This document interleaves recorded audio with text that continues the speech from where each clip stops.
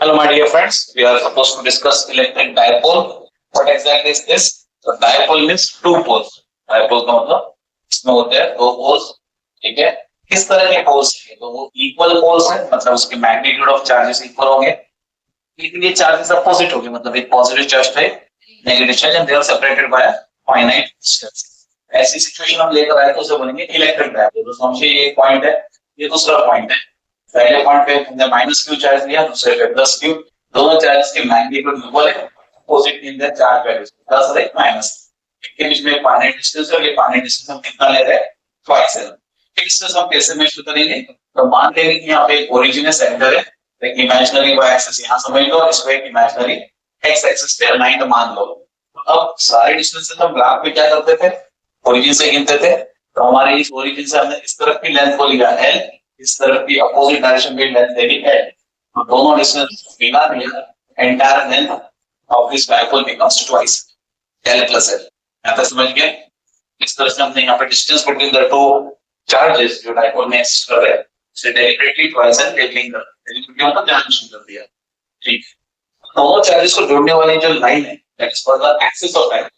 दोनों चार्ज को जोड़ दे ऐसी लाइन बोलते हैं एक्सिस ऑफ डायपोल. इसके ऊपर आने वाली हर एक पॉइंट को एक्सियल पॉइंट बोलेंगे. एक्सिस पे आने वाले हर एक पॉइंट को एक्सियल पॉइंट बोलेंगे. ठीक है, दो चार्जेस को जोड़ने वाली लाइन एक्सिस. ठीक है, जिसको मैं एक्स एक्सिस पे भी कंपेयर कर रहा था थोड़ी देर पहले. तो आप एक्सियल पॉइंट्स बोल सकते हैं हर एक पॉइंट को. और इसको परपेंडिकुलर बाइसेक्टर एक लाइन बना दो. परपेंडिकुलर बाइसेक्टर समझ लो, इक्वल पार्ट्स में डिवाइड कर दे और परपेंडिकुलर से कट करे तो इसे परपेंडिकुलर बाइसेक्टर बोलेंगे. ये परपेंडिकुलर बाइसेक्टर लाइन इक्वेटर कहलाती है. This line is called the equatorial line. इसके ऊपर आने वाला हर एक पॉइंट इक्वेटोरियल पॉइंट कहलाता है. अगर आपने कोई पॉइंट यहाँ इमेजिन किया, यहाँ किया, सेंटर में किया, नीचे किया, जैसे भी. ठीक है, तो सेंटर तो हो गया हमारा ओरिजिन. इसके ऊपर के सारे पॉइंट्स और नीचे के सारे पॉइंट्स इक्वेटोरियल पॉइंट्स कहलाएंगे. अब आपके दिमाग में आमतौर पे एक अंडरस्टैंडिंग रहती है कि एक्सिस होती है खड़ी और इक्वेटर होता है आड़ा. ज्योग्राफी टीचर ने सिखाया जैसे axis is vertical axis, horizontal is equator.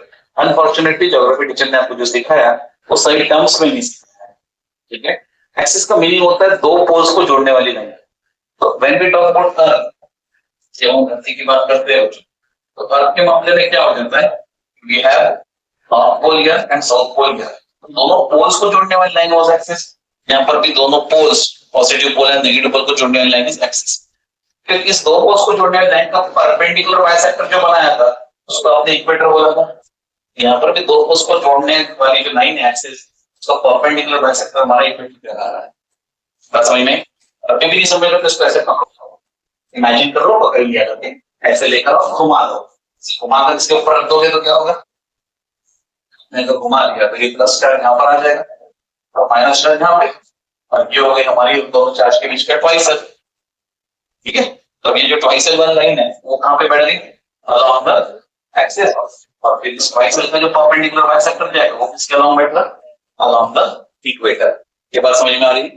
तो एक्सिस घड़ी होती है और इक्वेटर आड़ा होता है, ये कोई डेफिनेशंस नहीं है. ये टीचर्स ने आपको बता दिया कुछ तो भी, तो इसलिए भी geography teachers they are not connected with science very closely. तो अपने मन का कुछ भी बनाते थे. ठीक है, एक्सिस की डेफिनेशन क्या है? दो पोल्स को ज्वाइन करने वाली लाइन. तो यहाँ पे नॉर्थ पोल से साउथ पोल को ज्वाइन करने वाली लाइन इज एक्सिस. यहाँ पे पॉजिटिव चार्ज है पॉजिटिव पोल, नेगेटिव चार्ज मतलब नेगेटिव पोल, उन दो पोल्स को ज्वाइन करने वाली लाइन इज एक्सिस. अगर मैं आपको पोल्स ऐसे दिखा देता, यहाँ पे प्लस क्यू पोल और यहाँ पे माइनस क्यू पोल, लाइन बन जाएगी एक्सिस. समझ में आ गया? What is axis? It is the line joining the two poles. और इसका जो परपेंडिकुलर बाइसेक्टर रहेगा that would be defined as equator. अभी क्लियर? वर्टिकल हॉरिजॉन्टल कॉन्सेप्ट नहीं है.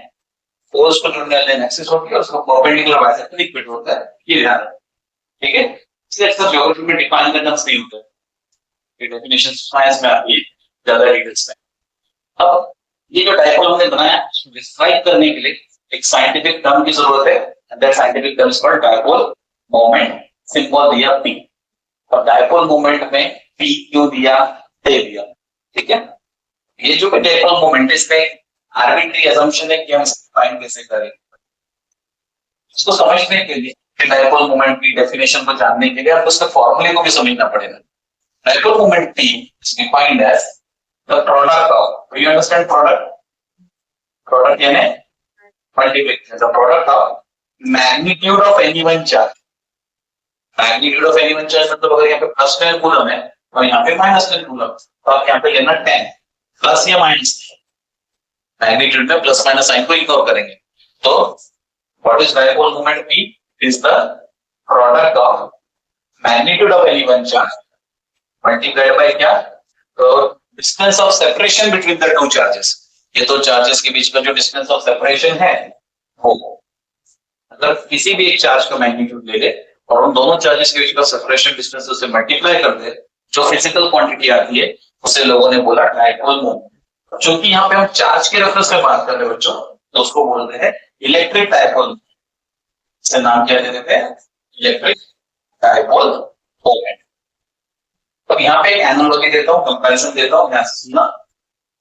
हमने अभी आपको क्या बोला, what is electric dipole moment, हमारे पास it has to be the product of magnitude of any one charge and the distance between them, यानी ट्वाइस है प्रोडक्ट यानी मल्टीप्लिकेशन, तो हमने P ले लिया, P is equals to the product of charge और मल्टीप्लाइड बाय ट्वाइस है। यहाँ तक कोई तकलीफ नहीं, रखना या ना। लेकिन इसके कंपैरिजन में जो एनालॉजी उसको भी समझो, एनालॉजी मतलब है इक्विवेलेंट कंपैरिजन। सोचो कि मेरे पास यहाँ पे एक मैग्नेट है, मैग्नेट में जो प्लस क्यू चार्ज है it is equivalent to north pole और माइनस क्यू चार्ज इधर that is equivalent to south pole. North pole की जो ताकत है उसे बोलते हैं pole strength plus M, south pole की ताकत बोलते हैं पोल स्ट्रेंथ माइनस। समझो ना, ये plus Q is equal to plus M, minus Q is equal to minus M. Bar magnet में भी बिहेवियर वैसे ही आ रहा है, तो इलेक्ट्रिक डायपोल का है क्योंकि इसमें भी दो पोल है, नॉर्थ पोल और साउथ पोल। तो इलेक्ट्रिक डायपोल के बदले अगर हम कंपैरिजन में मैग्नेट को देखें, बार मैग्नेट को देखें, इसी बार मैग्नेट को मैग्नेटिक डायपोल नाम दे सकता हूँ। मैग्नेट के अंदर में दो पोल्स हो, एक नॉर्थ पोल और एक साउथ पोल, तो उससे क्या नाम दूंगा, मैग्नेटिक डायपोल। तरीके से मैग्नेटिक डायपोल अगर किसी ने देखा है, आप जिसको आज तक मैग्नेट बोल रहे थे उसी को उठाकर मैंने नाम क्या रख दिया, मैग्नेटिक डायपोल। ठीक है, is this word okay for magnets? दो पोल्स है ना, नॉर्थ पोल और साउथ पोल, मिला के क्या नाम बन गया, डायपोल। ठीक है, मैग्नेट्स में पाया गया तो मैग्नेटिक डायपोल और दो चार्जेस के साथ पाया गया तो इलेक्ट्रिक डायपोल। समझ में ना? तो अब मैंने अगर मैग्नेटिक डायपोल को डिफाइन करना है तो very close to electric dipole को डिफाइन कर सकता हूँ। इलेक्ट्रिक डायपोल में आपने क्या किया था याद करो, सिंबल दिया P, मैग्नेटिक डायपोल में भी मान लेते सिंबल है P। ठीक है, फिर चार्ज के बदले वहां पर क्या आएगा, पोल स्ट्रेंथ। पोल स्ट्रेंथ तो मैं सिर्फ मैग्नीट्यूड लूंगा, प्लस या माइनस नहीं लूंगा। और उसका प्रोडक्ट किसके साथ लूंगा बेटा, वेरी गुड, मैग्नेट के डायपोल की लेंथ को भी ट्वाइस एल मानते हैं, तो उसको ट्वाइस एल से मल्टीप्लाई कर दो। ये समझ में आएगा? So this will be now becoming magnetic dipole. Magnetism वाले टाइटल्स में इसको डिटेल में सीखेंगे, मैग्नेटिज्म के टाइटल में डिटेल में सीखेंगे। तब ये भी बता दूंगा कि वहां पे इस सिंबल को एक्चुअली कैपिटल एम बोलते हैं, P नहीं बोलते। ठीक से इलेक्ट्रिक डायपोल को P बोल रहे हैं, मैग्नेटिक डायपोल को कैपिटल एम बोलते हैं, सिंबल का फर्क है। यहाँ पे हमने लिया चार्ज स्ट्रेंथ, वहां पे लेते हैं पोल स्ट्रेंथ। यहाँ पे charge strength is multiplied by length between the two charges, तो यहाँ पे pole strength is multiplied by length between the two poles. इसको चार्ज नहीं बोलेंगे, पोल बोलेंगे। ठीक है, दो पोल स्ट्रेंथ से प्लस एम माइनस एम, उसके पोल्स की लेंथ ट्वाइस। क्लियर? ये एक एनालॉजिकल टर्म्स था, तो मैंने साथों साथ जानना शुरू करके तो back to our topic of electric dipole moment. Electric dipole moment का हमने फार्मूला बना लिया है। What is this? P is equal to the product of magnitude of any one charge and the separation distance between the two charges. वो कितना है, twice. अब ये क्या चीज है, गेस करके बता सकते हैं, capital C and this is M। हाँ, वेरी गुड, यूनिट है। चार्ज का यूनिट क्या होता है, कूलम, लेंथ का यूनिट मीटर। हाइफन देना नहीं तो भी चलता, डोंट शो दैट सेपरेशन तो भी चलेगा। ठीक है, सीधे सीधे coulomb for charge, metre for length. Totally ये ट्वाइस मीटर लिखता हूं क्या, two is a number, pure number को कोई यूनिट नहीं होगा। ठीक है, अब आप बोलेंगे sir L was 10 centimetre, this is also 10 centimetre. Twice L क्या हुआ, 10 सेंटीमीटर प्लस 10 सेंटीमीटर, तो ये 10 प्लस 10 सेंटीमीटर कॉमन है, 20 सेंटीमीटर। यूनिट को डबल नहीं करते, यूनिट एक ही बार आता है। 10 रुपए में 10 रुपए जोड़ो तो 20 रुपए नहीं बनता, सिर्फ 20 रुपए बनता। क्या बोलते समझ में आ रहा है? Unit is to be written only once. तो डबल आने का मतलब ये नहीं कि आप मीटर को 2 टाइम्स मीटर लिख दोगे, ठीक है, समझे ना? Metre plus metre metre, centimetre plus centimetre centimetre, rupees plus rupees equal to rupees, 10 रुपए प्लस 10 रुपए 20 रुपए, कितना 20 रुपए रुपए। यूनिट को 2 टाइम्स रिपीट नहीं करते, एक ही बार होता है, ये बात है नहीं? अब ऐसे भी याद रख सकते हैं 2 is a pure number, number को यूनिट नहीं होता। डायपोल मोमेंट के हमने अगर ये फॉर्मूला ध्यान रख लिया, चार्ज का यूनिट कूलम, लेंथ का unit metre, coulomb metre becomes the unit of electric dipole moment. अब भागवत में ये पूछ लेता हूँ कि अब आपको फॉर्मूला पता चल गया, यूनिट पता चल गया, अब जस्ट क्या होना चाहिए? डायमेंशन। अब वो स्केलर क्वांटिटी है या वेक्टर क्वांटिटी ये भी जान लेना जरूरी है। तो पहले डायमेंशन कर लेते, यूनिट मिल गया, let's work out the dimension. तो charge into length is dipole moment, तो dimension of dipole moment is equal to dimension of charge multiplied by dimension of length. Two is a number, number को dimension नहीं होते। चलो charge के dimensions क्या थे बेटा? आशीष टवानी, ठीक है, चार्ज एक बार है तो आशीष एक बार, टवानी एक बार। ए फॉर एम्पियर या current, T for time. Two को कोई डायमेंशन है तो बिकॉज नंबर, लेंथ के लिए क्या करोगे? L1, लेंथ यहाँ पे एक बार है, इसे 2 से मल्टीप्लाई प्लीज मत करना, L1। अब याद कैसे रख सकते? लात पड़ रही है, डायपोल मोमेंट पढ़ लो, नहीं तो लात पड़ेगी। जिसको रट्टा मारना है वो इस तरह से याद रख सकते हैं। हम इसको सिंप्लीफाइड फैशन में जो बुकिश पैटर्न है वैसा लिखना है तो क्या करूंगा? MLT लिख दिया और बाद में A लिख दिया। अब मास है क्या बेटा कहीं पर भी? तो 0। लेंथ है how many times? 1 times. Time है हाउ मेनी टाइम्स? और एम्पियर या करंट कितने बार? ऐसा भी लिख सकते हैं, या तो M0 L1 T1 और A1 के बदले I1, उसको वेरिएशन हो सकता है, you may gate A1 you may gate I1। अच्छा, पावर अगर 1 रहा तो कुछ किताबें बड़े स्मार्ट रहती है, वो क्या करती है? Anything raise to power 0 is 1, उसे इग्नोर कर देंगे, यानी इसको गायब ही कर देंगे। L raise to power 1 is L, T raise to power 1 is T, A raise to power 1 is A। इतना लिखकर भी छोड़ सकती है कुछ किताबें। जिसकी पावर 0 है, 5 raise to power 0 1, 10 raise to power 0 1, and 10 raise to power 0 1, उसका कोई सिग्निफिकेंस बचा ही नहीं, तो उसको हटा ही देती है। और जिनके पावर 1 है तो मैथ्स टीचर बोलते बेटा x टू द पावर 1 यानी x मान लो, 5 टू द पावर 1 यानी 5 मान लो, तो l टू द पावर 1 को l मान लिया, t टू द पावर 1 को t मान लिया, a टू द पावर 1 को a मान लिया। ऐसे भी लिख सकते हैं, ये सारे सही है। अब a के बदले i लिख सकते, इसे भूल मत जाना। अब मेरा आखिरी सवाल है, स्केलर है या वेक्टर? ठीक है, लॉजिकली आप अगर गैस नहीं कर पा रहे तो मैं बता दूं एक वेक्टर क्वांटिटी है, और अगर वेक्टर है तो उसको डायरेक्शन भी होना चाहिए। तो ये किस तरह से वेक्टर है इसको जानते हैं। क्या आपको ये याद है कि पॉजिटिव चार्ज से इलेक्ट्रिक लाइंस ऑफ फोर्स हम नेगेटिव चार्ज की तरफ लाते थे? पॉजिटिव चार्ज से electric line of force negative charge की तरफ लाते थे, याद है क्या बात? इधर पॉजिटिव चार्ज है, इलेक्ट्रिक लाइंस ऑफ फोर्स है, they are approaching towards negative. एक एनालॉजी को याद रखने में आसानी हो उस तरह से। सपोज मेरे पास एक सेल है, सेल का मेरे पास एक पॉजिटिव टर्मिनल है, एक नेगेटिव टर्मिनल, ठीक है, और आप करंट का फ्लो दिखाना चाहते हैं। करंट का फ्लो आप कैसे दिखाते हैं? Conventional flow of current, positive charge से करंट निकला, नेगेटिव तक आ गया, दिखाते थे।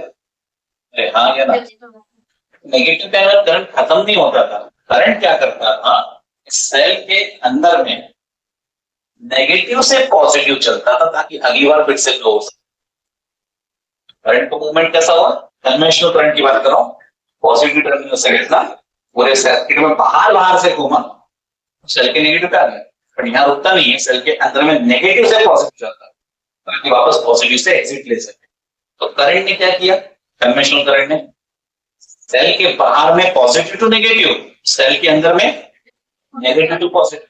अब स्मार्टली समझो, इलेक्ट्रिक फील्ड को मैंने इलेक्ट्रिक लाइन से रिप्रेजेंट किया, इलेक्ट्रिक फील्ड को मैंने इलेक्ट्रिक लाइन से रिप्रेजेंट किया। चार्जेस के बाहर में पॉजिटिव से नेगेटिव, चार्जेस के अंदर में नेगेटिव टू पॉजिटिव। अब ये लूप पूरा हो गया तो बाद में फिर पॉजिटिव से नेगेटिव जाता है। क्या बोल रहा समझ में आ रहा है? ये याद रखने की एनालॉजी दे रहा हूँ, कंपैरिजन दे रहा हूँ। जो हमने कल तक सीखा था वो ऐसा है कि पॉजिटिव से लाइंस ऑफ फोर्स निकल के नेगेटिव पे आके टर्मिनेट होते हैं। डायपोल में आगे क्या है? Dipole is just like this two poles, this is positive pole, this is negative pole. तो नेगेटिव से चार्ज तक पॉजिटिव पे नहीं जाएगा तो फिर से अगले साइकिल पे घूमेगा कैसे? तो यहाँ पर क्या होगा, जो लाइंस नेगेटिव तक आई, अब अंदर में हम मान के चलते कि वो नेगेटिव से पॉजिटिव चले, फिर से सर्कुलेट हो सकता है। इस तरह से एनालॉजी कंपैरिजन दे रहा हूँ, याद रखने में आसानी हो उसके लिए। तो बाहर में जब हम इसको स्टडी कर रहे थे इन लाइंस को, हमने उसे बोला इलेक्ट्रिक फील्ड इंटेंसिटी। और जब हम इसे अंदर में स्टडी कर रहे हैं बच्चों, तो जब हम लोग अंदर में स्टडी कर रहे हैं तब हमने इसका नाम रख दिया पी, वेक्टर पी, मतलब कि डायपोल मोमेंट पी। तो अब बताओ डायरेक्शन क्या बोलोगे डायपोल मोमेंट पी की? From negative to. तो लाइंस ऑफ फोर्स का लुक देखो बाहर से कैसा चल रहा है, पॉजिटिव टू नेगेटिव। बाहर में उसने क्या नाम दिया, चार्जेस के बाहर साइड में इलेक्ट्रिक फील्ड इंटेंसिटी। उसी लाइंस को हमने अंदर में खींच लिया फ्रॉम नेगेटिव टू पॉजिटिव, उसे नाम क्या रख दिया, dipole moment, electric dipole moment. तो इलेक्ट्रिक डायपोल मोमेंट की डायरेक्शन क्या हो गई, फ्रॉम नेगेटिव टू पॉजिटिव। और इलेक्ट्रिक फील्ड को दिखाने के लिए डायरेक्शन क्या ली, फ्रॉम पॉजिटिव टू नेगेटिव। एकदम सिंपल है, याद रख पाओगे? ठीक है, तो मैंने आपको एक डायरेक्ट एनालॉजी दे दिया ताकि आप इसके डायरेक्शन को भी याद रख सको। तुमने बोलना है this is a vector quantity, vector है तो इसकी डायरेक्शन होनी चाहिए, स्पीड की डायरेक्शन क्या है, फ्रॉम नेगेटिव एरो में लिखा है towards positive, from negative towards positive. रटने में तकलीफ ना, इसलिए एक एनालॉजी से आपको कंपेयर करवा दिया। और इसका हमने डायमेंशन भी बनाया था बेटा, डायमेंशनल फार्मूला है m0 n1 t1 है, a1 या i1, this was the dimensional formula. ठीक है, तो शॉर्ट नोट बन गया दो मार्क के लिए। दो मार्क के पूछे तो डेफिनेशन, इसका डायग्राम है तो डायग्राम भी दे सकते हैं। फॉर्मूला स्केलर या वेक्टर, यूनिट कैपिटल सी होना, मीटर का एम स्मॉल होना, कैपिटल सी स्मॉल है, और dimensional formula. It can question 2 marks. समय नहीं है तो डायग्राम अवॉइड कर लिया। Half mark for definition, half mark for formula, half mark for unit, half mark for dimension. Bonus half mark के लिए स्केलर या वेक्टर को कमेंट कर दें। वेक्टर बताओगे तो डायरेक्शन भी बतानी पड़ेगी। डायरेक्शन क्या है, फ्रॉम नेगेटिव टुवर्ड्स पॉजिटिव। ठीक है, डन। आगे चले। अब ये जो आपने डायपोल मोमेंट पढ़ी है इलेक्ट्रिक डायपोल की, इसका हम लोग एक नए कॉन्सेप्ट में इस्तेमाल करेंगे, torque acting on electric dipole in uniform electric field. ये कभी कभी 3 मार्क के लिए, समटाइम्स 4 मार्क के लिए, और रेयरली 2 मार्क के लिए क्वेश्चन बनता है। इसके फॉर्मूलों का इस्तेमाल हम न्यूमेरिकल्स के लिए और एमसीक्यूज के लिए करेंगे। इसमें जो फॉर्मूले बनेंगे न्यूमेरिकल्स में काम आएंगे, तो न्यूमेरिकल बेस्ड एमसीक्यूज में भी काम आ सकते हैं, या तो स्ट्रेट फॉरवर्ड थ्योरेटिकल एमसीक्यूज में भी काम आ सकते हैं, इसलिए अच्छे से समझ लें।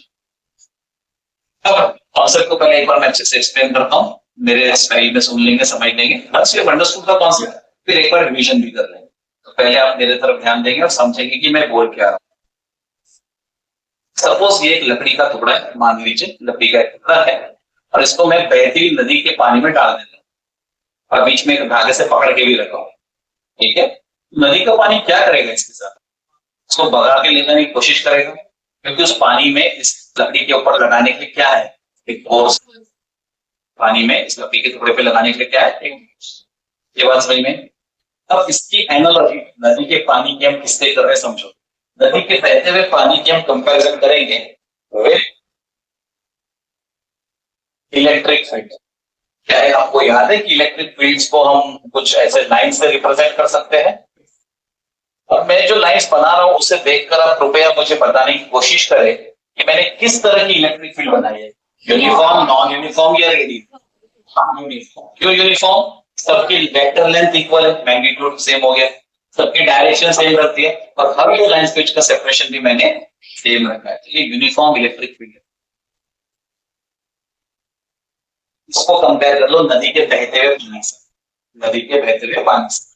अब सोचने वाली बात है कि नदी का पानी कहां से कहां फ्लो होता, तो हायर जगह से लोअर जगह पे फ्लो होता। तो हमारी भी लाइंस ऑफ फोर्स कहां से फ्लो होती, तो याद दिला दो, हमने कल देखा था कि मेरे पास एक मेटल बॉडी है तो पॉजिटिवली चार्ज थी, उसके सरफेस से परपेंडिकुलरली निकलते थे और कहां जाके टर्मिनेट होते थे, एक और एक मेटल बॉडी जो नेगेटिवली चार्ज हो उसके सरफेस पे जाके टर्मिनेट होते थे। याद आ रहा है सब डायग्राम कल पढ़ा हुआ। तो अब ये क्या बन गया बच्चों, uniform electric field. Higher charge से लोअर चार्ज के तरफ लोअर, जैसे हाइयर हाइट से लोअर हाइट, पहाड़ों से समुद्र की तरफ नदी का पानी बहता है, तो हाइयर हाइट से लोअर हाइट की तरफ इलेक्ट्रिक लाइंस बहती है। क्या ये कंपैरिजन दिमाग में बैठा? पक्का। अब इसमें मेरे को लकड़ी का टुकड़ा डालना है, वो लकड़ी के टुकड़े का नाम है बच्चों इलेक्ट्रिक डायोड। ठीक है, तो मैंने यहाँ पर एक प्लस क्यू चार्ज लिया, यहाँ पर एक माइनस क्यू चार्ज लिया, और दोनों के बीच में ट्वाइस एल का सेपरेशन रखा, तो ये इलेक्ट्रिक डायपोल हो गया। अरे हाँ या ना? इसको आप समझ लो, लकड़ी बनती थी, लकड़ी के ऊपर नदी क्या करती थी? फोर्स लगाती थी, उसे आगे बहा के ले जाने की कोशिश करती थी। अब इस इलेक्ट्रिक डायपोल के ऊपर में ये इलेक्ट्रिक फील्ड जो लगाई है, इलेक्ट्रिक फील्ड की वैल्यू क्या है? टी, वो भी फोर्स लगाएगी। अब इस चार्ज को मूव करने की कोशिश करें, डायपोल में दो चार्ज है, दोनों को मूव करने की कोशिश करें। अब ये दोनों चार्ज मूव कैसे होते हैं इसको समझने में ध्यान देना। दोनों चार्ज की मूवमेंट समझ में आ गई, आपको ये पूरा खेल समझ में आ जाएगा। इसके लिए प्लीज अभी ध्यान देना, मैं जो बता रहा हूं यहाँ पर। किसी को definition of electric line of force याद है? इसके ऊपर कौन मूव हो रहा था? Unit positive charge, point charge था, स्मॉल पॉइंट चार्ज, जिसको मैंने +1 कूलम से कंपेयर किया था। Electric line of force as per Michael Faraday क्या है, इसके ऊपर यूनिट पॉजिटिव चार्ज फ्लो होता है। तो यहाँ पर जो मान लें पॉजिटिव चार्ज फ्लो होकर आ रहा है, इस पॉजिटिव को क्या करेगा? अट्रैक्ट या रिपील। और यहाँ पर भी पॉजिटिव चार्ज फ्लो क्या है, लाइंस में दिखाई नहीं, रिपीटेड रेड लाइंस दिखाई, बहुत सारी लाइंस और होगी। ये पॉजिटिव चार्ज जब इसको अप्रोच करेगा, इसे रिपेल करेगा, और ये पॉजिटिव चार्ज इसको अट्रैक्ट करेगा। मेरा कहने का मतलब ये है कि इस रिपल्शन से ये चार्ज आगे फोर्स महसूस करेगा, और इस अट्रैक्शन से ये चार्ज पीछे की तरफ फोर्स महसूस करेगा। ठीक है, ये समझ आ गया कि डायरेक्शन फोर्सेस के दोनों चार्जेस पे अपोजिट क्यों है। हर एक लाइन ऑफ फोर्स, ये जो सब मैं बनाया था, ये सबके ऊपर कौन चल रहा है? पॉजिटिव चार्जेस चल रहे हैं ना ऐसे, ये भी कोई पॉजिटिव चार्ज ऐसे चल रहा होगा। तो हर एक लाइन ऑफ फोर्स पे positive charge, unit positive charge चल रहा है। उस पॉजिटिव चार्ज ने डायपोल के पॉजिटिव चार्ज को रिपेल करना है, उसके ऊपर फॉरवर्ड डायरेक्शन में फोर्स लगा, और उसी पॉजिटिव चार्ज ने दूसरी इलेक्ट्रिक लाइन ऑफ फोर्स के इस नेगेटिव चार्ज को अपनी तरफ अट्रैक्ट करना है, तो रिवर्स डायरेक्शन में फोर्स लगा। एक बात समझ में आ गई अच्छे से? अब 11th स्टैंडर्ड के बैकग्राउंड में चलते हैं। 11th स्टैंडर्ड में we have learn something called torque. बेटा TORQ इतना ही प्रोनाउंसिएशन है, UE इज साइलेंट। तो बढ़िया अंग्रेजी है, टॉर्क UE साइलेंट, TORQ वहीं तक पढ़ना। टॉर्क सिंबॉलिकली, ये सिंबल इंग्लिश का टी नहीं है, ऐसा समझो कि इसकी हड्डी हड्डी फ्रैक्चर हो गई, ये वाला भी बेचारा इसका सिर टेढ़ा हो गया, ये वाला हिस्सा भी टेढ़ा हो गया, फ्रैक्चर हो गया ना, इसको डांस कर रहा हूं। तो इंग्लिश का टी मत लिखना, थोड़ा डिजाइनर टी लिखना। ये ग्रीक अल्फाबेट है, इस ग्रीक अल्फाबेट का प्रोनाउंसिएशन है टाउ, मत पढ़ना, टाउ नहीं पढ़ना। अब ये जो टॉर्क है, इसका सिंबल टॉ है, ये यहाँ पे काम कर रहा है। तो अचानक से आप नहीं समझ पाए होंगे, इसलिए मैं टॉर्क का बेसिक कॉन्सेप्ट आपको याद दिलाना है। कितने लोगों ने कभी ना कभी घर में या कहीं और नल खोला है, पानी निकालने के लिए नल खोलना पड़ा सबको, तो उस समय आप टॉर्क अप्लाई कर रहे हैं, नल के ऊपर जो टोटी रहती, कैप रहता, जो भी आप बोलते, ठीक है, जैसे समझ लेते कि ये हैंडल है जिसके ऊपर ये नल का ऐसा टिप लगा हुआ है, टी शेप का। तो आप जब इसको घुमाते तो करते क्या हो, व्हेन यू रोटेट इट, तो आप एक उंगली से इस तरफ धक्का लगाते, तो अंगूठे से उस तरफ धक्का लगाते, तो ये फोर्स इधर जा रहा है, उंगली का फोर्स इधर आ रहा है, तब ये रोटेट होना शुरू होता है। मतलब एक ऑब्जेक्ट पे दो अपोजिट डायरेक्शंस में फोर्स लगे तो वहां पर क्या होता है? रोटेशन शुरू होता है, and that rotation is defined as torque. ठीक है, रोटेशन का cause is defined as torque. Torque एक ऐसा फोर्स है, इनफैक्ट पेयर ऑफ फोर्स है। आपने यहाँ पे क्या किया, इधर में इधर फोर्स लगाया, तो इधर में इधर लगाया, आपने पेयर ऑफ फोर्स लगाया, एक फोर्स इधर एक फोर्स इधर, किस तरह से लगाया? अपोजिट डायरेक्शंस में लगाया। जब एक ऑब्जेक्ट पे दो फोर्सेस इक्वल इन मैग्नीट्यूड रहते, अपोजिट इन डायरेक्शन रहते, और दो डिफरेंट पॉइंट्स पे काम करते, तब हम उस तरह के पेयर ऑफ फोर्सेस को टॉर्क बोलते या तो कपल बोलते हैं। पेयर ऑफ फोर्सेस को कपल भी बोलते। ठीक है, तो अगर आपको ये सब नहीं समझा तो मैं आपको एक डेमोन्स्ट्रेशन भी दे सकता हूं इस चीज को समझ लेते हैं।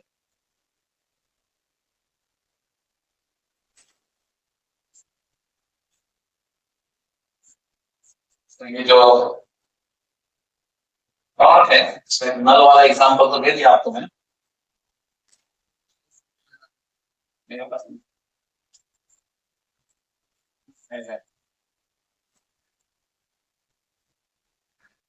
तो ये जो टॉर्क का कॉन्सेप्ट हम बोल रहे हैं, अगर इसे समझना है आपको, अगर मेरे डेफिनेशन से नहीं समझा, तो equal equal in magnitude and opposite in direction, two equal and opposite forces acting on two different points of a body separated. दो different points है तो they will be separated by a finite distance. तो ये जो two equal and opposite forces का pair है, that is defined as ये तो डेफिनेशन होगी, लेकिन अगर आपको एक वर्ड समझना है तो we can have a small demonstration. 11th में डॉट सिखाकर हमने किया हुआ है, अभी चाहिए तो हम फिर से कर सकते हैं। मुझे दो जेंटलमैन इधर चाहिए if you want a demonstration, if you wish to have a demonstration. I want two boys here, तो कोई बॉय भी नहीं है, जेंटलमैन भी नहीं है। अच्छा एक ही आया, एक और आ जाओ भाई। ठीक, प्लीज सही है। अब फोर्सेस क्या क्या कर सकते हैं, फोर्स के सारे इफेक्ट एक साथ बता देता हूँ इस डेमोंस्ट्रेशन, थोड़ा गया तो ठीक है। ये अब ये लड़का लड़का नहीं है, ये ऑब्जेक्ट है, ठीक है। ऑब्जेक्ट का मतलब ये होता है बच्चों कि वो खुद होके नहीं हिलता है, उसके ऊपर जब फोर्स लगेगा तभी हिलेगा ना। हाँ, तो अब ऑब्जेक्ट हमारा समझदार है, आर्टिफिशियल इंटेलिजेंस ऑब्जेक्ट के पास समझ आ गई। चलो ठीक है, अपार्ट फ्रॉम जो ये अभी खुद होके नहीं हिलेगा, इसके ऊपर फोर्स लगेगा तो ही हिलेगा। आपने तो सीखा है बचपन से, किसी ऑब्जेक्ट को पुल करो या पुश करो तो उसके ऊपर फोर्स लगता है, and force is the force for motion, ठीक है।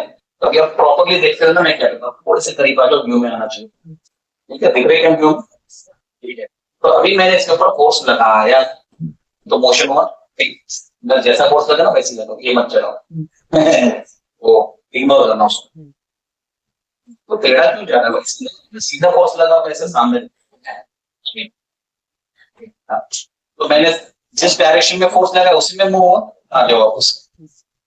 मैं जो समझाना चाह रहा हूँ वो ये है कि फोर्स कॉजेस मोशन, ये बात समझिए, फोर्स लगा है मोशन हुआ। अब इस सेंटेंस को मॉडिफाई करता हूँ, फोर्स कॉजेस लीनियर मोशन, ये बंदा सीधा चला, फोर्स कॉजेस लीनियर मोशन, इसमें कोई अड़चन नहीं, पक्का। एक बार फिर से देखते हैं, I am applying force in this direction और इसका मोशन भी हो रहा है उसी डायरेक्शन में, तो direction of force is equal to direction of motion, ये भी समझे।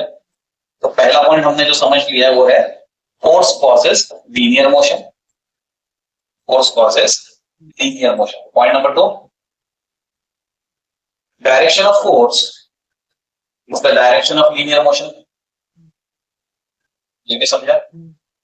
अब चाहो तो इसको रिवर्स कर सकते हैं, मैंने इधर सीधा है, मैंने इधर फोर्स लगाया फिर सीधा चला, आप उधर से फोर्स लगाओ तो ये इस तरफ सीधा चला, तो जिधर से डायरेक्शन ऑफ फोर्स आया उधर में लीनियर मोशन हो गया, इसमें कोई ऑब्जेक्शन नहीं।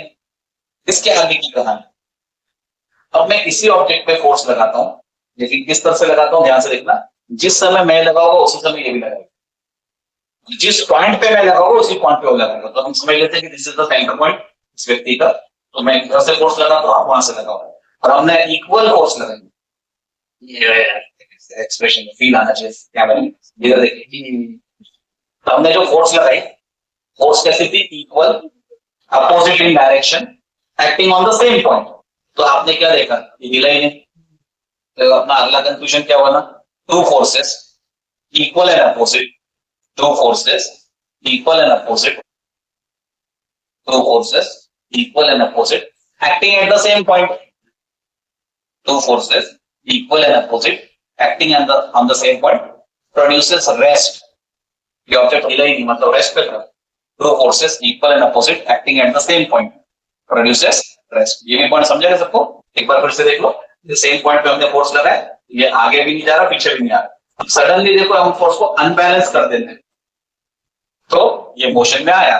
इसका मतलब दो फोर्सेस जब इक्वल अपोजिट थे, सेम पॉइंट पे काम कर रहे थे, तो हमने क्या किया, एक दूसरे को बैलेंस, इसलिए मोशन नहीं हुआ, इसलिए रेस्ट था। क्या तक भी समझा। अब फिर से दो forces equal and opposite but not acting at the same point but at two different points, तो अभी फोर्स लगाना, मैं इस कंधे पे फोर्स रख रहा हूँ, आप ये कंधे पे लगा रहे हैं, तो क्या ये दो डिफरेंट पॉइंट्स हो गए, ये दोनों पॉइंट सेपरेटेड बाय डिस्टेंस भी हो गए, फाइनाइट डिस्टेंस से सेपरेटेड है, ठीक है।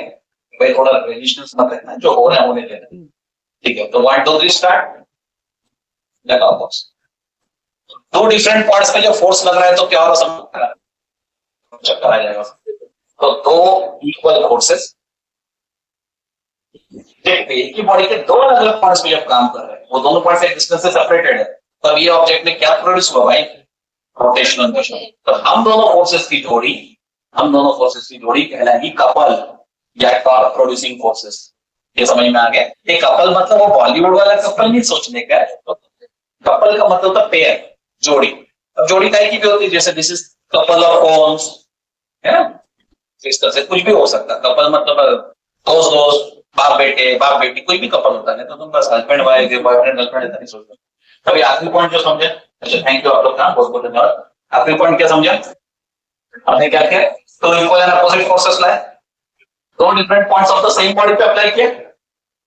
एक फाइनाइट डिस्टेंस से वो दोनों बॉडी सेपरेटेड थी, है ना, तो उससे क्या हुआ, रोटेशनल मोशन प्रोड्यूस हुआ। It's called rotational motion. देख लो बेटा ये वाला पॉइंट भी। और इस रोटेशनल मोशन को कॉज करने वाले फोर्स का नाम क्या था, टॉर्क, या तो पेयर ऑफ फोर्सेस होने की वजह से कपल। टॉर्क का पूरा कॉन्सेप्ट रिवाइज हो गया होगा, ठीक है। अब ये थ्योरेटिकल डेफिनेशन, इसी को यहाँ पे अप्लाई करके चेक करो। हमारे इलेक्ट्रिक डायपोल को फोकस करना शुरू करो। ये मेरा इलेक्ट्रिक डायपोल, उसके ऊपर एक फोर्स उस तरफ काम कर रहा है, एक डिफरेंट पॉइंट पे जो फाइनाइट डिस्टेंस ट्वाइस एल से सेपरेटेड है, दूसरे पॉइंट पे एक फोर्स इधर काम कर रहा है। तो ये सिचुएशन आई है नहीं है, two equal forces, equal in magnitude but opposite in direction, acting on the same body, electric dipole को सेम बॉडी बोल रहा हूँ, at two different points separated by finite distance, जिसको हमने ट्वाइस एल बोला। इस समय इसके ऊपर क्या लग रहा है बता सकते हैं, वहां पर एक टॉर्क लग रहा है। As a result of this torque क्या होना चाहिए, उस डायपोल को रोटेट होना ही पड़ेगा। और इंटरेस्टिंगली ऐसा रोटेशन नजर भी आता है, ठीक है, इस डायपोल में आपको रोटेशन दिखेगा because of the application of this torque. तो ये नेक्स्ट सिचुएशन में आपका डायपोल आपको कुछ इस तरह से नजर आ जाएगा। ये वाला चार्ज कुछ यहाँ आ जाएगा, ये वाला चार्ज कुछ सरक के यहाँ आ जाएगा, this is plus, this is minus and this is twice, ठीक है। This is rotation of the electric dipole. क्यों हुआ ये समझा, क्योंकि ये लकड़ी थी जिसको मैंने बहते हुए पानी में रखा था, तो बहते हुए पानी में उसके ऊपर फोर्स लगाया। जो मैकेनिक्स में आप देख रहे हो वैसे ही कुछ यहाँ पर हो रहा है, सिर्फ फर्क ये है कि हमारी पूरी लकड़ी बहते हुए आगे नहीं जाएगी, ये रोटेट हो जाएंगे, क्योंकि एक फोर्स आगे जा रहा है और एक फोर्स पीछे आ रहा है। इसलिए ये डायपोल अगर है, इस डायपोल ऐसे रोटेट हो जाता है, ठीक है। अरे कोई अड़चन क्या, अगर यहाँ तक सबको समझ में आ गया तो I draw this diagram once again. ये कौन है भाई, uniform electric field of electric intensity E। उसके बीच में रोटेटेड डायपोल में दिखाऊं तो this is plus charge, this is minus charge, और ये रोटेट क्यों हो गया, क्योंकि इसके ऊपर एक फॉरवर्ड फोर्स F काम किया, तो इसके ऊपर एक रिवर्स फोर्स माइनस F बोल तो अपोजिट डायरेक्शन में इसने काम किया। अब आप पूछेंगे सर ये फोर्स का मैग्नीट्यूड कितना, डायरेक्शन तो दिख गया, फॉरवर्ड एक रिवर्स है, मैग्नीट्यूड कितना। तो बच्चों इलेक्ट्रिक फील्ड का फॉर्मूला जल्दी से रिकलेक्ट करते हैं। इलेक्ट्रिक फील्ड का फॉर्मूला था force acting on unit charge, हाँ या ना, force acting on unit charge. तो बच्चों इस हिसाब से फोर्स का वैल्यू चाहिए तो what would be equal to Q into E, force is equal to Q into E। ये फॉर्मूले को रचना। अब अगर मेरा चार्ज प्लस Q है यहाँ पर, तो मैं बोलूंगा that force is plus QE, और यहाँ पे चार्ज माइनस Q है तो यहाँ का force would be minus QE। तो गौर से देखो दोनों के मैग्नीट्यूड्स QE है, इन दोनों के डायरेक्शंस अपोजिट है, एक प्लस एक माइनस हो तो डायरेक्शन अपोजिट। दोनों के मैग्नीट्यूड QE है मतलब सेम है, दोनों के डायरेक्शन अपोजिट, एक प्लस और एक माइनस, ठीक है। तो क्या मैं बोल दूं कि both are equal and opposite forces acting at two different points of the same dipole separated by a finite distance. तो यहाँ पर टॉर्क लगा है, तो अब अगला सवाल आ गया, जब मैं तो फोर्स की वैल्यू समझ रही है कि ऊपर में प्लस QE फोर्स लगा है, नीचे में जो फोर्स लगा है दैट इज माइनस QE, इससे इसमें टॉर्क पैदा हो चुका है। तो टॉर्क की वैल्यू कितनी, टॉर्क की वैल्यू कितनी, और अब आपको टॉर्क यानी कि टॉर्क का मैथमेटिकल फॉर्मूला पता होना चाहिए. What is the mathematical formula for torque? It says this is equal to magnitude of any one force. उसका प्रोडक्ट लेना है to that of perpendicular distance between two forces. Between two forces के बदले between them ऐसा भी बोल सकते हैं. Between them मतलब वो दो forces के बीच. क्या ऐसा कुछ मिलता जुलता हमने अभी भी पढ़ा था? Electric dipole moment that was equals to product of magnitude of any one charge, magnitude of any one force multiplied by distance between them. Between them मतलब between the two charges. दो charges के बीच का distance, यहाँ पे दो forces के बीच का perpendicular distance. ये वर्ड को भूल जाओ, तुम्हारी बैंड होती है. यहाँ पर perpendicular वर्ड नहीं है, यहाँ पर कंपल्सरी है. तो छोटी ऐसी वेरिएशन बता दो, उसको पक्का ध्यान रखना, उससे हमारे approaches towards the question change हो जाए. चार्ज का किसी भी एक चार्ज का मैग्नीट्यूड लेना है प्लस क्यू या माइनस क्यू, आपसे क्यू लेना है. यहाँ पे किसी भी एक का फोर्स ले लो, प्लस क्यू ई या माइनस क्यू ई के वजह से क्यू ई लेना है. Magnitude of any one force multiplied by, सिर्फ डिस्टेंस नहीं बोला between the two forces, perpendicular distance between the to force बोला है. दैट इज द क्या बोलेंगे इनिशियल कांसेप्ट रिलेटेड टू जो आप लोगों ने 11th में पढ़ा वगैरह होगा. अब if you remember this much तो मेरे लिए आप मदद करेंगे. Therefore, torque equal to magnitude of any one force क्या है बच्चों? प्लस माइनस नहीं बोलना, सिर्फ क्यू ई. देखो दोनों जगह मैग्नीट्यूड क्या है, Q E. Plus minus ignore करना. परपेंडिकुलर डिस्टेंस, अब ये थोड़ा सावधानी से समझना. ये जो लेंथ है इसकी वैल्यू कितनी है बच्चों? ट्वाइस है. क्या ये इन दोनों फोर्सेस के बीच में, ये पहला फोर्स चल रहा है, ये दूसरा फोर्स चल रहा है, ये दोनों फोर्सेस है ना, क्या उनके बीच में लाइन परपेंडिकुलर लग रही है आपको? नहीं, ये लाइन परपेंडिकुलर नहीं है. तो इस twice is the perpendicular distance between the two forces? No, ये ट्वाइस है उन दोनों फोर्स के बीच का परपेंडिकुलर डिस्टेंस नहीं है. मैं सेपरेट डायग्राम बनाता हूं. ये है प्लस क्यू चार्ज, ये वाली चीज को यहां बनाया, इसको बना दिया माइनस क्यू चार्ज, और फोर्स पहला इधर लगा हुआ है, दूसरा फोर्स इधर लगा हुआ है. तो अगर मैं इनकी पैरेलल लाइंस बना दूं ज्योमेट्रिक कंस्ट्रक्शन, तो perpendicular distance will be this, समझ रहे हैं, एंड नॉट दिस ट्वाइस. ये ख्याल में आ भी रहा है नहीं आ रहा? तो हम ये बोल सकते हैं कि this angle is set theta. Levelling के लिए इसे पॉइंट ए बी बोल दो. A B is the dipole length twice है, and A C is the perpendicular समझना distance between the two forces. पहली फोर्स का लाइन ऑफ एक्शन ये है, दूसरी फोर्स का लाइन ऑफ एक्शन ये है. उनके बीच का shortest distance is the perpendicular distance, that is A C and not A B. ये बात ध्यान में आती है. फैक्ट तो ये है कि मुझे ट्वाइस एल वाली वैल्यू पता है, एसी वाली वैल्यू पता नहीं है. I don't know the perpendicular distance वाली वैल्यू AC, ये मेरे लिए भी अननोन है, उसे पता करेंगे. इस ट्रायंगल पर फोकस करो. अगर आप यहाँ पे बनाना चाहो तो ये आपका परपेंडिकुलर डिस्टेंस हो गया. This is A, this is B, this is C. Separate इसलिए बना दिया कि ये लाइन से आपको कंफ्यूजन ना हो जाए. बोर्ड एग्जाम्स में you don't need to draw separate diagrams, उसी में निपटा देना. ठीक है. तो बच्चों ये थीटा यानी कि ये वाला इंक्लिनेशन आपको समझ में आ रहा है? ये लाइन ट्वाइस है, तो मुझे ढूंढना है थीटा का अपोजिट साइड. बच्चों ऐसी कौन सी ट्रिग्नोमेट्रिक फंक्शन है जो थीटा के इस अपोजिट साइड को इस AC यानी कि हाइपोटेन्यूज से कनेक्ट कर सकते हैं? Very good, sin theta. sin theta is that property. sin theta would be as per this diagram AC upon AB. How much is AB equal to? सीधे सीधे ट्वाइस है लिख दो. Therefore AC is equals to 2L into sin. ये समझ में आया बच्चों? AC is equals to twice L sin. तो अब मेरा टाइम आ गया कोर्स टॉर्क फाइनलाइज करने का. तो therefore torque is equals to magnitude of any one force is QE multiplied by perpendicular AC distance is 2L into sin theta. यहाँ तक समझा गया बच्चों? एक इंपॉर्टेंट बात बोलो, जो ट्रिग्नोमेट्री मैंने आपको अलग से समझाई है, इसको बोर्ड्स में लिखने के लिए कोई एक्स्ट्रा मार्क्स डिस्ट्रीब्यूटेड नहीं। हम लोग मान के चलते हैं कि 11th-12th में आपकी मैथमेटिक्स इतनी मजबूत है, इतनी स्ट्रांग है कि आप बस डायग्राम देखकर इमेजिन कर सकते हो ट्रिग्नोमेट्री। अगर आपने डायरेक्ट भी लिख दिया इस is twice the sin theta, तो no teacher will be asking you कि भाई कहां से आ गए। They won't even deduct your marks.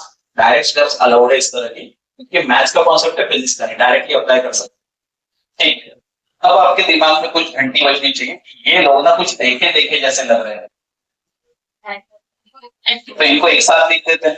Therefore, torque is equal to Q into twice L into E sin theta। ये टर्म्स की rearrangement समझी? अब इसको पहचान चुके हो आप, what is that? This much part is electric dipole moment. तो therefore टॉर्क, ये डायपोल के ऊपर काम जो टॉर्क कर रहा है वो किसके बराबर हुआ? Q into twice L यानी T into E into sin theta।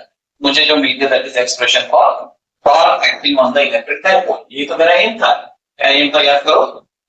Torque acting on electric dipole. और ये डायपोल कहां रखा था? In uniform electric. उसके बगैर तो घूमेगा नहीं, इलेक्ट्रिक फील्ड ने उसे घुमाया है, कितने टॉर्क से घुमाया है? इलेक्ट्रिक फील्ड ने उस डायपोल को घुमाया है, कितनी टॉर्क के मैग्नीट्यूड से उसे घुमाया है। यानी क्या बोला सुने क्या आपके वर्ड्स, कितने टॉर्क के मैग्नीट्यूड से घुमाया है। क्यों बोला? क्योंकि इसका बाप वेक्टर उसका बच्चा वेक्टर, और फोर्स वेक्टर क्वांटिटी है, उस पर डिपेंडेंट टॉर्क भी वेक्टर है, मैग्नीट्यूड इससे मिलेगा। तो मतलब इसे अगर वेक्टर नोटेशन में लिखना है तो कुछ और तरीके से लिखना पड़ेगा। तो अब आपको इसको वेक्टर नोटेशन में लिखने के लिए थोड़ी सी मदद करवा देता। Ready for that? Again back to the scalar vector topic of class 11। वो हमें क्या सिखाता है? स्केलर वेक्टर टॉपिक हमें बोलता है कि वेक्टर ए से क्रॉस बोलते हैं, vector A cross vector B is A B sine theta. ऐसा कुछ याद आता क्या बच्चों? और एक चीज सीखे थे, vector A dot vector B is, अब ये तो था जो आपने 11th में पढ़ लिया। अब मैं इसे दूसरे तरीके से पुट अप करता हूं। अगर A cross B A B sine theta होता है तो A B sine theta A cross B भी तो होगा।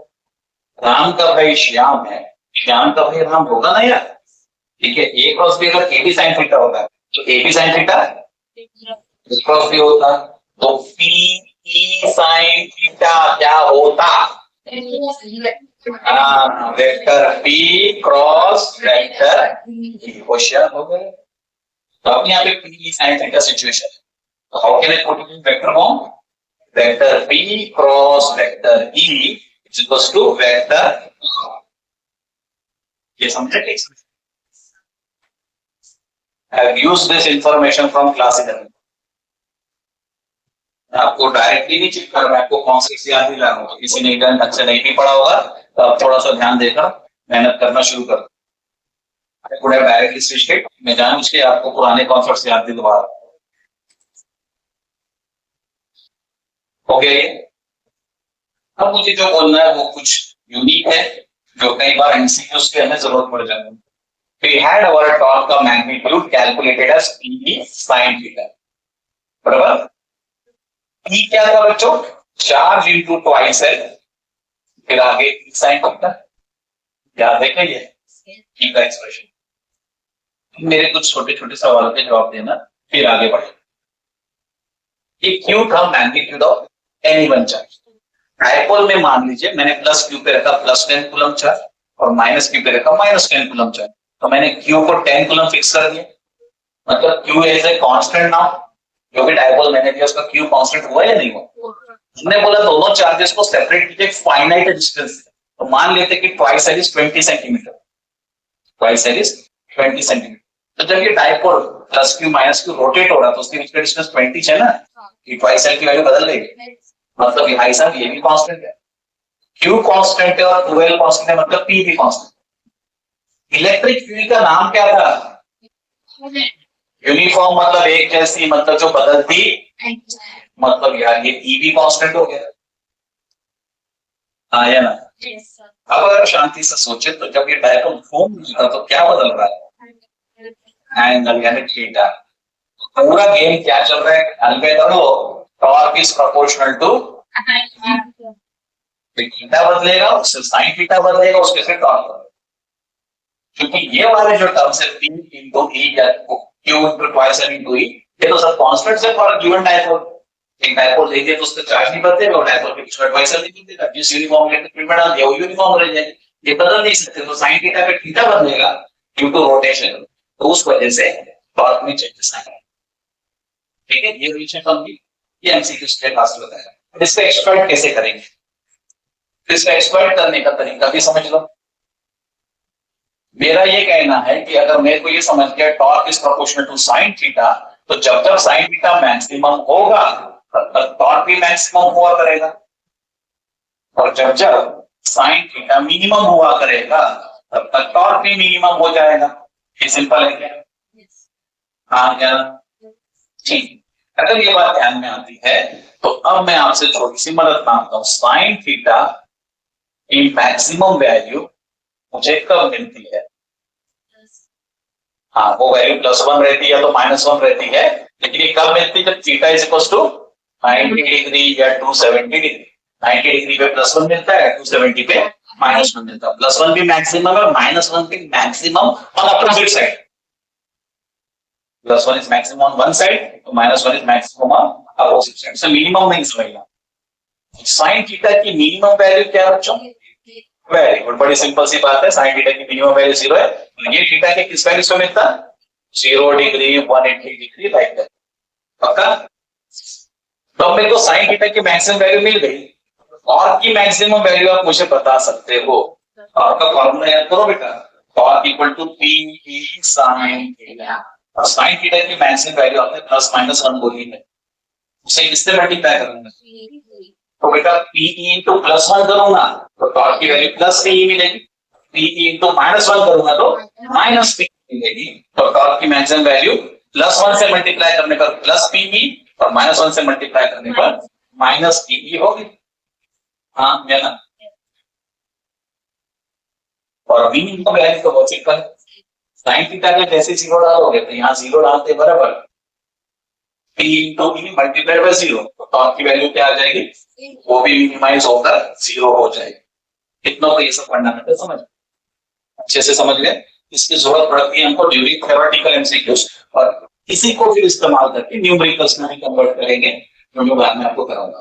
फिलहाल के मुझे बता दो कि यहाँ तक की पूरी कहानी समझे थे, एक रिवीजन मार देते फटाफट। Let's revise the entire concept one by one. ये मैं बना रहा हूँ uniform electric field of intensity ई। इसके अंदर मैंने रख दिया डायपोल, जिसको ऑलरेडी रोटेट करवा दिया। इनिशियल पोजीशन फाइनल पोजीशन दिखाने की झंझट नहीं रख रहा है, एक ही डायग्राम बना रहे।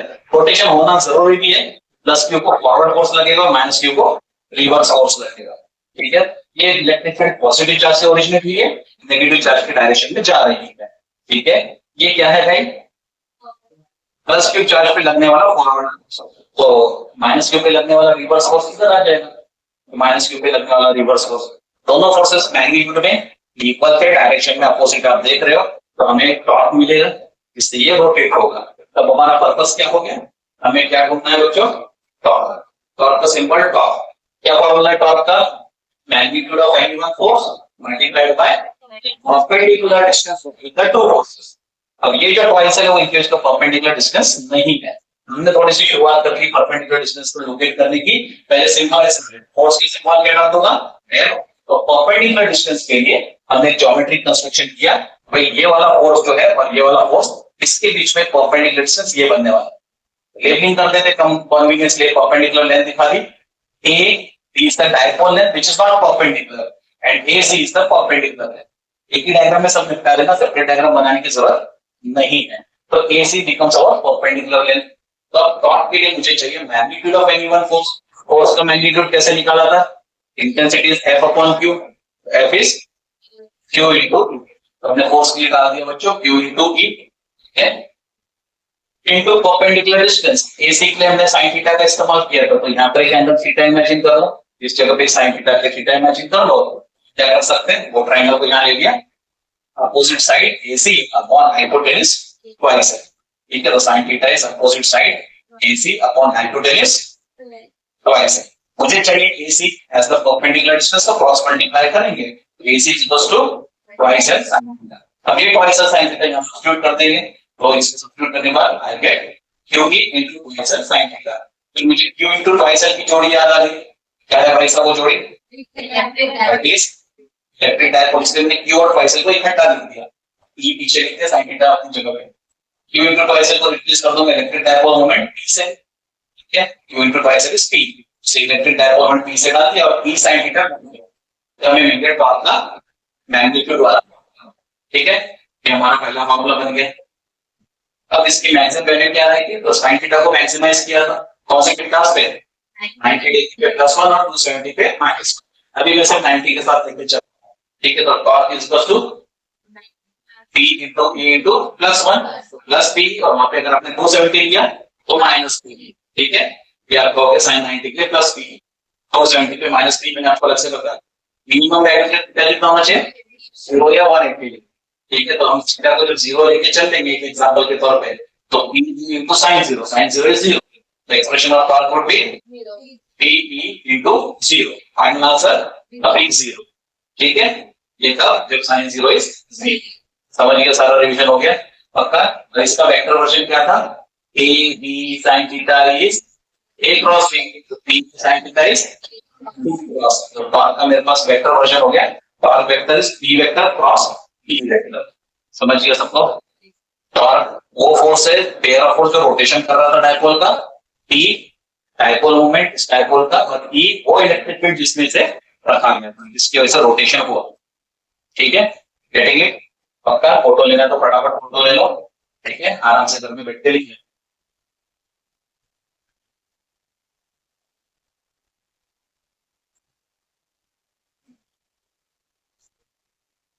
हो गया, अब जो सीखा उसके ऊपर छोटे छोटे से एमसीक्यू, और मैं उम्मीद करता हूँ आपने बहुत अच्छे से मन लगा के सीखा होगा, इसके आंसर सबको जमने चाहिए।